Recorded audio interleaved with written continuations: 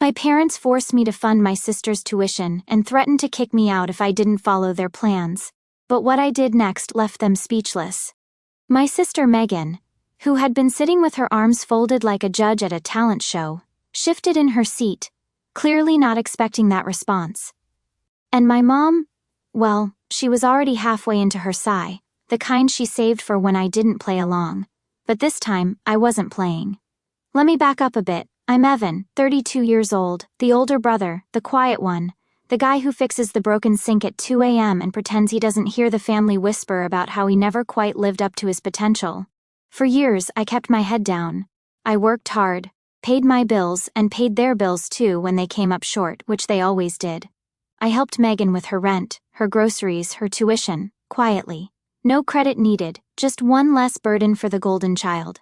But the problem with always stepping up is that people start treating it like your job. It started subtly years ago. A passing comment from my dad, "Megan's always been the ambitious one." Or from my mom, "You're lucky you don't need much, Evan."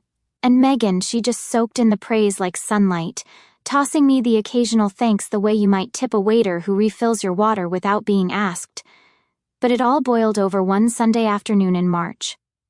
Megan had just finished complaining, again, about how hard it was to be a full-time student. Never mind the fact she hadn't held a job in 3 years. Never mind the fact I'd quietly sent $1,200 to her bursar's office the week before.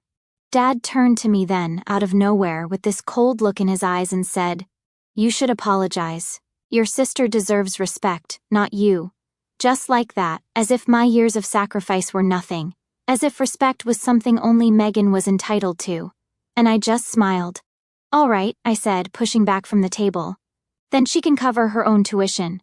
The silence that followed was glorious. What none of them knew was that moment, that single offhand comment, was the final nudge I needed. Not to explode, not to argue, but to walk away with quiet, calculated precision. And that's exactly what I did. I didn't slam a door. I didn't raise my voice. I just stood up, took my plate to the sink like any other Sunday, and walked out of my parents' house for what I knew might be the last time in a long while. The air outside felt different, lighter, like someone had finally let the pressure out of a balloon I'd been carrying in my chest for years. That night, I sat at my kitchen table and opened my laptop. The tuition account for Megan's university. I logged in because of course the bills were under my name, and clicked the little box that said Cancel Automatic Payments. One click, that was it.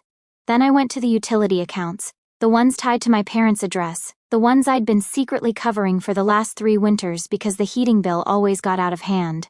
I changed the billing address to theirs and removed my card info. I was surgical, methodical. By the time I closed the laptop, I had cut every financial tie I had to them. The next morning, I ignored the family group chat. Megan had sent some meme about Monday blues with a little coffee cup emoji.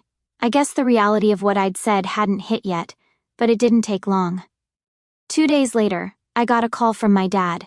First one in months where he used his serious tone, the one that used to make me straighten up as a kid. "Evan, I just got a notice from the university. Megan's tuition hasn't been paid. What's going on?" I paused for a second, letting the silence hang. "I told you," I said. "She can cover it herself." "You're being petty," he snapped. "No," I replied. "I'm being fair." He hung up. Later that night Megan called me. She didn't yell. She cried.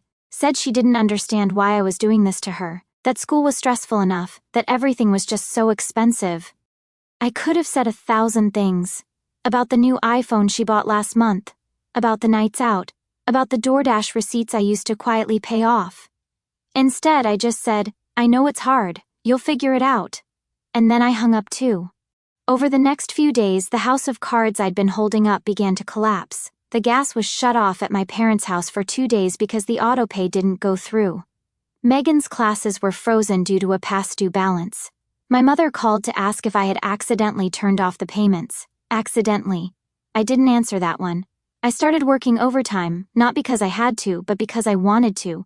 With no one bleeding my wallet dry, my savings started to grow for the first time in years. I finally booked a vacation for myself. Just a weekend, a cabin up north, no Wi-Fi, just trees and peace. It felt like breathing again. And while I was learning what freedom tasted like, My family was finally learning what my silence had been paying for. By the end of that first week, the silence from my family started to shift. It wasn't quiet anymore. It was charged, like the air right before a storm. I could feel them stewing, waiting, hatching some plan to guilt me back into place. Sure enough, Sunday came around again, and I got the text, "Dinner at 6. We need to talk." Dad, not a question, a command.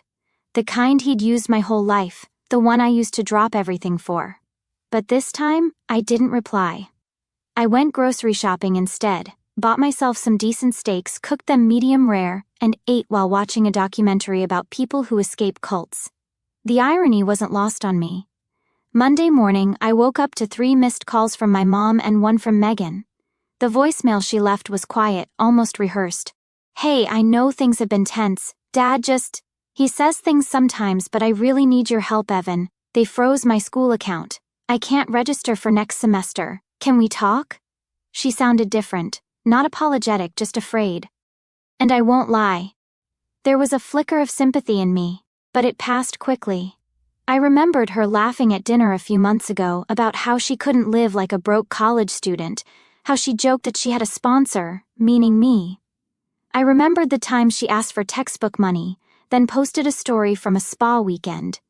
I remembered the phrase, "She deserves respect, not you." So I texted back just one word, "No." That afternoon, I got a visit. I opened the door to find my dad standing there, arms crossed, looking more like a landlord than a father. He didn't wait for an invitation, just walked in. "You're going to throw away your whole family over some money?" he said. I looked at him, really looked, and for the first time I saw it. Not authority, not strength, just fear. Because he wasn't in control anymore. "It's not about the money," I said. "It's about the years I spent being invisible except when you needed something from me." He scoffed. "Oh, come on. We raised you, fed you." I laughed. "And I paid it all back 10 times over." "But that was never enough, was it?" He didn't answer. So I asked him point blank, "Do you even know what I do for a living?" Silence. I nodded. "That's what I thought." He left without another word, and when the door closed, I stood there for a long minute, breathing in the stillness. I wasn't angry anymore, just done. By Wednesday, it became clear they were unraveling without me. It started with a call from my aunt, Dad's sister. She hadn't reached out in years, not since that family reunion where Megan got a standing ovation for getting into college, and I got told to take the group photo. She was suddenly all warmth and concern. "Hey, sweetie, I heard there's been tension.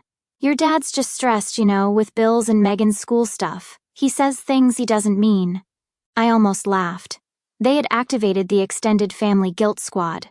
Classic. "Aunt Carol," I said, keeping my voice even, "did he tell you I was paying Megan's tuition?" She paused. "Well, he said you helped out a little. $10,000 a semester." Silence. "And the utility bills. And their car insurance. And groceries. Sometimes more." Silence. I could picture her doing the mental math. "Oh," she finally said. "Yeah," I replied. "Oh." She didn't push after that, just mumbled something about being there if I needed to talk and hung up. That's when I knew things had shifted for real this time. I had been the scaffolding holding up their fantasy of confidence. The silent middle beam they never thanked but leaned on constantly. And now, the house was creaking. Megan posted something cryptic on Instagram that night, a black screen with the words, "Some people are only generous until you stop praising them." A few of her friends commented with "You okay?" and heart emojis. I didn't engage, didn't reply, just scrolled past it and turned off my phone. Because while they were busy flailing, I was busy thriving. That week, I finally got the certification I'd been working on for nearly a year. My boss called me into his office and offered me a raise, and not a small one either. He said, "I don't know what changed lately, but your focus has been razor sharp." I wanted to say I stopped bleeding for people who never noticed they were cutting me, but instead I just smiled and said, "Thank you." Then I walked back to my desk, sat down, and looked up apartments across town. Nicer ones, cleaner, with light. It was the first time in years I was planning something just for me, and every single part of it felt earned. The next family dinner happened without me. That was a first. No text asking if I could bring dessert. No passive-aggressive reminders about how much Megan has on her plate, and could I maybe cover the groceries this time. Just silence. But I heard about it anyway. My cousin Sarah texted me a picture from across the table. It was Megan sitting stiffly next to my dad, both of them looking like someone had died. The caption read, "Tense vibes. Where were you? You're the only one who ever makes these things bearable." I didn't reply. The next day, Megan called me again. I didn't pick up, but she left a voicemail that I played twice, just to be sure I heard it right. "Hey, I know you're mad, but Dad's making me take out a loan for next semester, like a real loan with interest. He said if you won't help it's not his problem anymore. I don't know what to do." There it was, the unraveling, not just of their finances but of their alliances. She'd been Dad's favorite since day one. But favorites are only useful when they're convenient. The moment she became a burden, he turned cold. That's when I realized something important. I had never really been the black sheep. I was just a mule, the one they could load down with responsibility until I collapsed. And when I didn't collapse, they resented me for it. I went through old bank records that night. Every wire, every Venmo transfer, every grocery bill I'd covered. Over the last 3 years, I had spent just shy of $46,000 on them. $46,000 gone. All while they called me emotionally distant. All while Megan posted photos from cafes with captioned latte art, and my dad made comments about how some people just aren't leadership material. That night, I did something symbolic. I went into the hallway closet and grabbed the shoebox I used to keep just in case receipts. The ones I kept to remind myself I was useful, that I mattered, that I contributed. I dumped them all in the trash, not bitterly, not even sadly, just done. Because the truth is, I had given enough, more than enough, and now, I was about to take everything I'd been giving to them and give it to myself. 2 weeks passed before I heard from my mother. Not a word, not a call, not even a forwarded meme like she used to send when she was trying to break the ice. I'd almost forgotten what silence from her felt like. Then, one Thursday evening my phone buzzed. Not a call. A photo. It was a bill, an electricity notice, pink slip across the top, warning of shutoff in 3 days. The caption underneath said simply, "We didn't realize you stopped paying this too." No greeting, no apology, just that flat, accusatory tone, as if I had pulled the rug out from under them instead of revealing they never had solid ground beneath their feet in the first place. I stared at the message for a long while. I didn't respond. Instead, I leaned back on my couch in my new apartment, which smelled like cedar and wasn't freezing because I paid for the heat. The thing about being the reliable one is people think you're a permanent fixture, like electricity, like water. They never thank you for being there until you're not. That weekend, my mom showed up at my door. She looked thinner, tired, holding a Tupperware container like it was a peace offering. "I thought you might want some of that stew you like," she said, eyes darting around the hallway, like she was afraid someone would see her. I didn't take it. Instead, I stepped outside, closed the door behind me, and asked, "Why are you really here?" She blinked. "We're behind on a few things." "We?" I asked. "Or Megan?" She didn't answer right away. She's been crying a lot. She said she's not doing well in school. She says she feels abandoned. I felt something inside me flinch, but not in the way it used to. Not guilt, not sympathy, just recognition. "I know the feeling," I said. My mom's eyes narrowed. "You're punishing us." "No," I replied. "I'm just not saving you anymore." The look on her face said it all. For the first time in my life, she realized something she had never considered before. Not when I was 12, fixing the leaky sink, or 25, paying their rent, or 32, covering tuition. That without me, things fall apart. And maybe, just maybe, I wasn't the failure after all. By the time the final tuition deadline hit, Megan still hadn't paid. I knew because the university sent an email. Not to her but to me. Apparently I was still listed as the financial guarantor. Funny how that works. You spend 3 years footing someone else's dreams, and the system just assumes you'll always be there. I didn't reply to the email. I forwarded it to Megan with 2 words, "Handle it." An hour later she called. I let it ring. Then she texted, "I'm going to have to take a semester off. Are you happy now?" I stared at the message, not out of guilt but curiosity. She still thought this was about happiness, like I'd orchestrated this to hurt her, that it was about revenge. But it wasn't. It was about reality. Megan had spent her life walking on a tightrope, but only because she never knew I was the net. Now, without me beneath her, she was learning how thin that rope really was.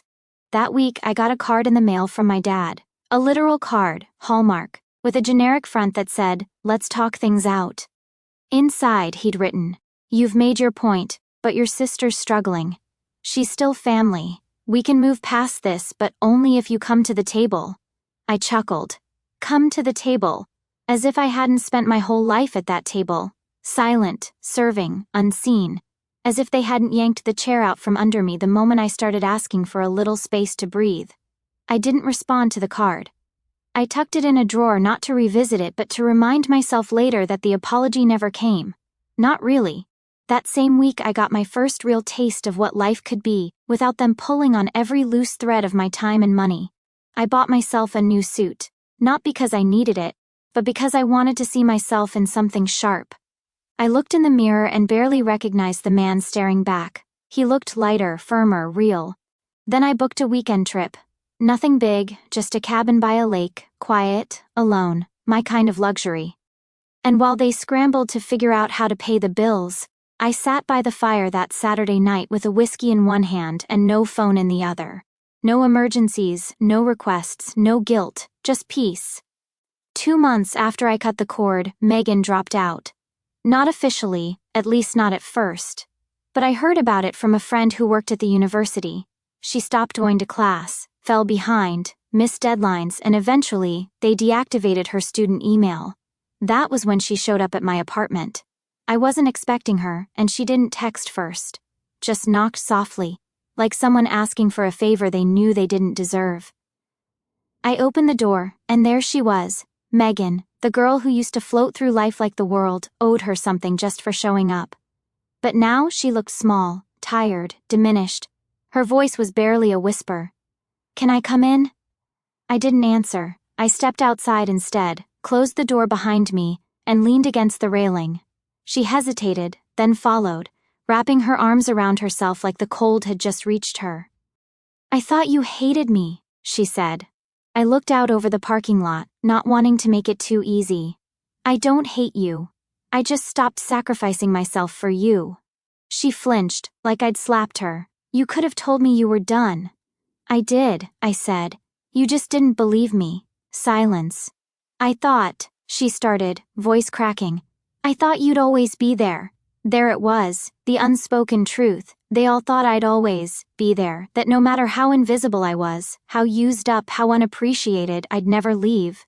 Because that's what reliable people do, right? They endure. "I was never supposed to be your plan B, Megan," I said. "I was your brother, not your investor, not your ATM, not your insurance policy." She started crying then, quiet, ashamed. "I didn't know how much you were doing," she whispered. I thought Mom and Dad were helping too." I laughed, dry and short. "They haven't lifted a finger in years. You were their project, I was their foundation." She wiped her face with the sleeve of a sweatshirt I recognized. "It used to be mine." She probably didn't even remember taking it. "I'm sorry," she said. It was the first time I'd heard those words from her, but I didn't say, "It's okay," because it wasn't. Not yet, and maybe never. Instead, I nodded once and said, "Good." Then I went back inside and left her standing on the porch. The next time I saw my father, he wasn't yelling, he wasn't posturing, he was standing in line at the bank. I hadn't expected to run into him. I was there closing out an old savings account, one I'd set up back when I thought I might help Megan with grad school one day. A funny thought now. He saw me before I saw him, did that slow double take people do when they don't know whether to wave or walk away. I didn't wave. He stepped out of line and walked over, like we were old friends, wearing that thin, diplomatic smile he used when trying to sell something. "Evan," he said, "we should talk." I looked at him, really looked. His shoes were scuffed. He had a folder under his arm, bulging with paperwork. Stress was hanging off him like a bad cologne. "I think we've done enough talking," I said. He sighed. "Look, I won't pretend we didn't mess things up, but your mother's been losing sleep. Megan's barely eating.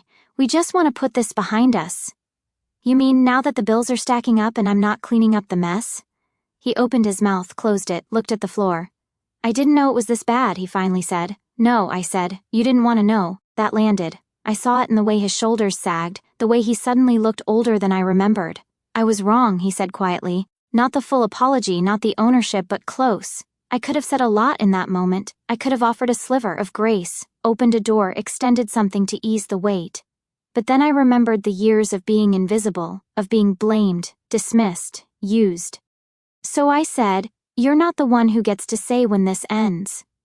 He nodded slowly, didn't argue, and when he turned to walk back to the line, he looked like a man who finally realized the foundation he built his pride on was never his to claim. And me? I left the bank that day feeling something I hadn't felt in years, power. It's been 6 months now. Megan took a job at a bookstore. My parents downsized, sold the house they swore they'd retire in. The family group chat still exists, but it's quieter, hesitant. They don't ask me for money anymore. I never made a big announcement. I didn't post some speech about cutting off toxic people. I just walked away, not out of anger but peace. These days I feel like I'm finally seeing the world clearly. The strange thing about carrying weight for so long is you forget what it means to stand tall. I've been standing straighter lately, walking with purpose, looking people in the eye. Some nights I still wake up in a cold sweat, thinking I've forgotten some bill, some responsibility. But then I remember, I'm only responsible for myself now, and that feels like freedom. Last week I got a text from Megan, just a photo of her first paycheck from the bookstore. No caption, no plea, just proof of something changing. I didn't respond right away. I sat with it, considered what it meant.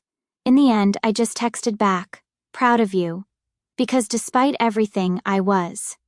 My therapist says, healing isn't linear, that some days I'll feel strong, and others I'll miss the comfort of known pain. She's right. There are moments when I think about calling them, showing up at Sunday dinner, sliding back into that familiar role. But then I remember how it felt, the invisible chains, the silent expectations, the smothering weight of their needs. So instead, I'm learning to fill my life with things that feed me rather than drain me. I joined a hiking group, started taking cooking classes, put some money into a retirement account. Small things, normal things, the kind of things people do when they're building a life instead of financing someone else's. My mother still texts sometimes. Not demands anymore, just weather updates, neighborhood news. I respond when I want to, which isn't often. My father hasn't reached out since the bank. I think he's still processing what it means to stand on his own feet at his age. Megan sends the occasional photo or meme. Nothing direct, nothing vulnerable, just enough to keep the door from closing completely. And me? I'm learning what it means to put myself first without apology, to set boundaries without explanation, to exist without constantly justifying my place at the table. The night sky looks different these days. Wider, more vivid, like I'm seeing stars that have been there all along. But I was too busy looking down to notice. My life is quieter, simpler in mine. Sometimes I wonder if they ever think about me the way I thought about them, constantly, carefully, if they ever realize how much they took, how little they gave. But mostly I don't think about them at all, and that, more than anything, feels like victory. Last year, I would have given anything for their approval. This year, I gave up everything and found my own. It turns out, family isn't always who you're born to. Sometimes it's who you choose to become when you finally put down everyone else's dreams and pick up your own. My life is smaller now, quieter, but it's all mine, and that makes it immeasurably larger than anything I had before. Looking back, I realized there were warning signs all along. The pattern started when I was just a teenager. I remember my 16th birthday, how I'd saved up for months, working at the local hardware store to buy my first car. Nothing fancy, just a used Honda with faded paint and a temperamental transmission. Dad had promised to match whatever I saved, said it would teach me responsibility. The day I went to buy it, he suddenly remembered a gambling debt that needed immediate payment. My car fund became his bailout. Megan got her first car as a gift on her 16th birthday, 2 years later, brand new, with a red bow on the hood. Then there was college. I worked 2 jobs while taking classes, scraping together tuition semester by semester. Meanwhile, they co-signed Megan's student loans without hesitation, even covered her housing so she could focus on her studies. I lived at home, commuting 2 hours each way because it was cheaper. Every morning at 5 a.m., I'd quietly make coffee, trying not to wake anyone as I slipped out the door. Sometimes, Mom would shuffle in, half asleep, and ask why I had to leave so early. "Some of us have to work," I'd say, and she'd just nod vaguely before going back to bed. My graduation came and went without ceremony. They couldn't make it because Megan had a dance recital the same weekend.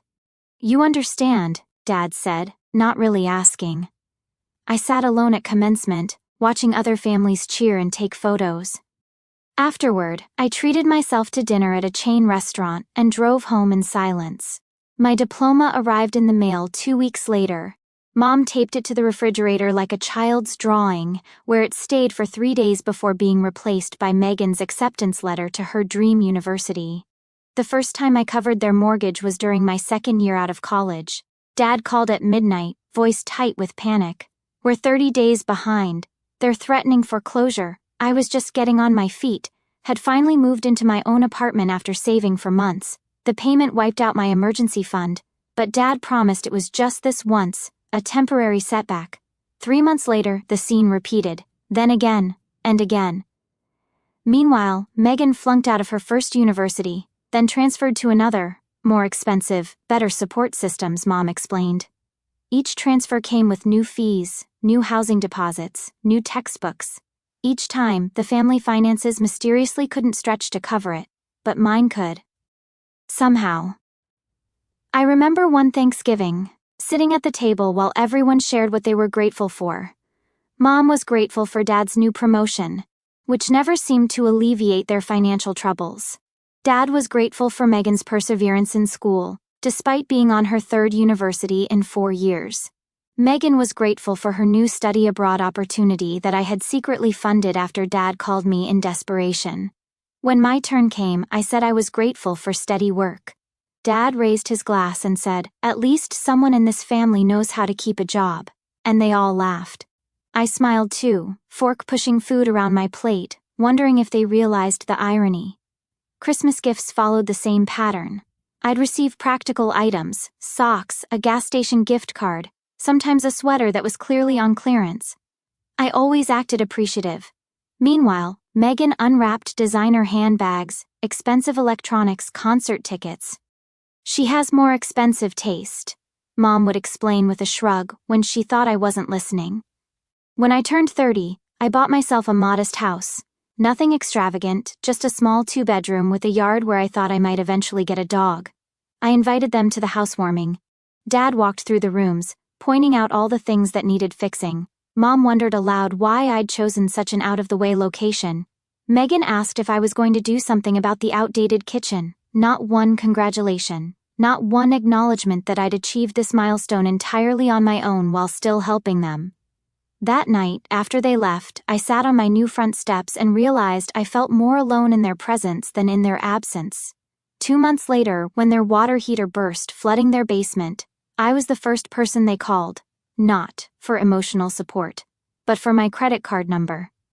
I gave it, like always, and spent my weekend hauling waterlogged furniture to the curb while Megan posted poolside photos from a weekend trip with friends.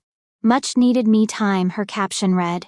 I came home Sunday night with an aching back, mud-caked clothes, and the distinct feeling that something had to change. But still, I stayed. Still, I paid. Why? I've asked myself this question 1,000 times since walking away. Maybe it was hope.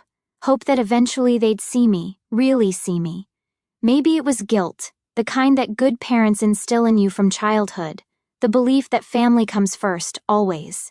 Or maybe it was just habit, the path of least resistance. It's easier to pay the bill than to face the argument, easier to shoulder the burden than to watch it all collapse. Part of me knew they were using me. In quiet moments, I'd admit it to myself, but there's a difference between knowing something and accepting it, between recognizing a truth and acting on it. I kept telling myself that next time would be different. Next time they'd appreciate me. Next time they'd reciprocate. Next time they'd see my sacrifice for what it was. Not obligation, but love. A warped, unhealthy kind of love. But love nonetheless. The catalyst wasn't dramatic. There was no screaming match. No theft too large to forgive. No betrayal too deep to overlook. Just that simple phrase, she deserves respect, not you. 6 words that crystallized a lifetime of inequity. 6 words that made me realize I'd been writing checks against my soul that my family had no intention of honoring. In the months since I walked away, I've thought a lot about forgiveness, about what it means to forgive someone who doesn't believe they've done anything wrong. My therapist says forgiveness isn't about the other person, it's about freeing yourself from the weight of resentment, but I'm not sure I'm ready for that kind of enlightenment yet. Right now, I'm still learning what it feels like to breathe without permission, to exist without apology, to spend without guilt. Last month I adopted a dog from the local shelter, a scruffy mutt with one ear that flops and one that stands straight up. The shelter said he'd been returned 3 times, too energetic, too needy, not what they expected. I named him Chance. Every morning we walk the trail behind my house as the sun comes up. He runs ahead, loops back to check on me, then races forward again, his joy uncontained. I'm learning from him. About trust, about resilience, about finding excitement in the day despite past disappointments. You're different now, my coworker said last week. Lighter somehow. I didn't tell her why, just smiled and nodded. But she's right, I am different. The strangest part isn't how much has changed, but how easy the change was once I made the decision. Like removing a stone from my shoe that I'd been limping on for years. The relief is almost dizzying. Yesterday, I ran into Megan at the grocery store. I hadn't seen her in weeks. She looked tired but more substantial somehow, like reality had finally put weight on her bones. We stood awkwardly by the produce, shopping baskets hanging from our arms like counterweights. "You look good," she said, eyes taking in my new haircut, the vacation tan still lingering on my face. "Thanks," I replied. "You working out okay at the bookstore?" She nodded. "It's fine. Different than I expected, but fine." A pause. "Dad had a health scare last week, just high blood pressure, but they put him on medication." I felt a twinge of something, not guilt exactly, but the muscle memory of responsibility. "I'm sorry to hear that." "He's fine," she said quickly. "Then we should get coffee sometime." I looked at her, trying to see behind the words. Was this an overture? A fishing expedition? A genuine attempt to rebuild? I couldn't tell. "Maybe," I said, and I meant it. Maybe, not yes, not no, just maybe. A word that left space for possibility without commitment. We finished our awkward conversation with promises to text that we both knew might not materialize. As I watched her walk away, I realized something important. I didn't feel the pull anymore. That gravitational force that had always yanked me back into orbit around their needs. I was my own center now. I made dinner that night in my quiet kitchen. Nothing fancy, just pasta with vegetables from the farmer's market and a glass of wine I didn't have to share. Chance lay at my feet, occasionally lifting his head when I dropped a piece of carrot. Through the window I could see stars emerging in the evening sky, bright pinpricks against darkening blue. For the first time in my life, I wasn't waiting for the phone to ring with someone else's emergency, wasn't calculating how much money I could spare this month for someone else's crisis. Wasn't rehearsing explanations or apologies for putting myself first. This morning, I woke before my alarm, made coffee, let Chance into the backyard, stood on the porch watching mist rise off the grass. My phone showed a text from my mother, sent at 3 a.m. "Thinking of you." Just that. No request, no guilt trip, no passive-aggressive reminder of my absence. Just 3 words that might be the beginning of something new, or might not. I didn't respond right away. Instead, I sat with the feeling, turning it over like a strange coin found on a sidewalk. When I did text back, hours later, I kept it simple. "Hope you're well." Not a door flung wide open, but not locked shut either. Just slightly ajar, letting in a thin beam of light. The hardest lesson I've learned through all of this is that sometimes loving someone means walking away, not because you want to hurt them, but because staying hurts you, because the relationship as it exists is poisonous to your soul, because you can't be the person you're meant to be while being the person they demand you to be. I don't know what the future holds for me and my family. Maybe someday we'll find our way back to each other, on new terms, with clear boundaries and mutual respect. Maybe we won't. Maybe the distance will become permanent, the silence complete. Either way, I know this. I will never again diminish myself to elevate someone else. Never again trade my dignity for their approval. Never again believe that my worth is measured by how much I can give before I break. Today, I'm driving to the mountains for the weekend, just me and Chance and the open road. I've rented a cabin by a lake, the same one I went to after first cutting ties, but this time, I'm staying longer. No rushing back to check mail or water plants, or make sure the world hasn't collapsed in my absence. The world will spin just fine without my constant attention. I've packed light. Some books I've been meaning to read, hiking boots, a journal. The journal is new. I bought it last week, a leather-bound thing with creamy blank pages. I'm not sure what I'll write in it. Maybe memories, maybe dreams, maybe nothing at all. But it's mine to fill, however I choose. As I pack the car, I realize I'm humming, not a particular song, just a tuneless melody that rises and falls with my movements. I can't remember the last time I caught myself doing that, making music for no reason other than the simple joy of being alive in my own skin. My phone buzzes, a text from Megan about that coffee. Are you free next Tuesday? I look at the message for a long moment. Then I type back, can't do Tuesday. How about the following week? I'll be back from my trip by then. Her response comes quickly, where are you going? Once, that question would have felt loaded, accusatory. Why are you going somewhere when we might need you here? But now, I just read it as curiosity. Or perhaps I'm giving her more credit than she deserves. Either way, my answer is simple. Mountains. Some time to think. 3 dots appear as she types. Disappear, appear again. Finally, that sounds nice. Be safe. 2 words I don't think she's ever said to me before. Be safe.